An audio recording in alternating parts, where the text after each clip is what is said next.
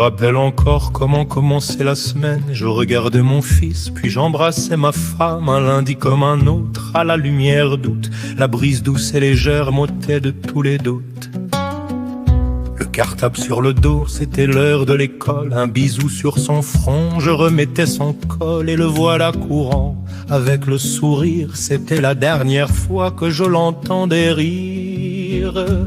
Hiroshima, beau matin d'août, ton cœur s'éveille.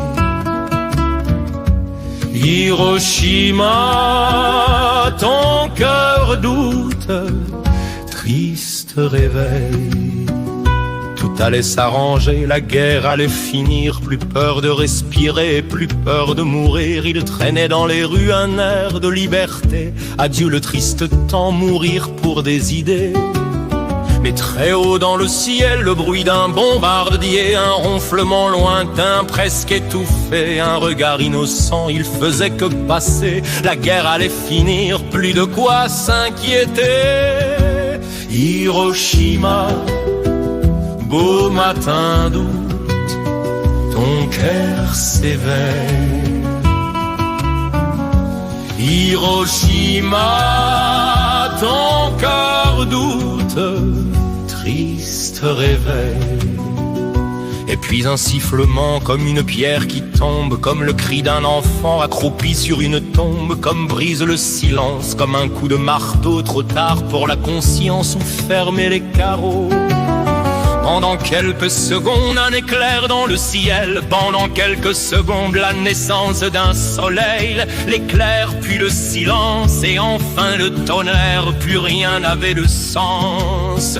Plus de sens à ces pierres. Hiroshima, beau matin d'août, ton cœur s'éveille. Hiroshima, ton cœur doute, triste réveil. Quand je plais dans la rue, quand je vis l'horizon, il n'y avait plus rien, plus la moindre maison. Ma femme gisait là comme une enfant sans vie, et partout le silence et du sang et des cris. J'arrachais mes cheveux rien qu'en touchant mon crâne, et des lambeaux de peau comme vêtements infâmes, comme dans un mauvais film. Nous errions l'âme en peine, et plus assez d'amour pour faire naître ma haine. Hiroshima, beau matin d'août, ton cœur s'éveille. Hiroshima, ton cœur doute, triste réveil.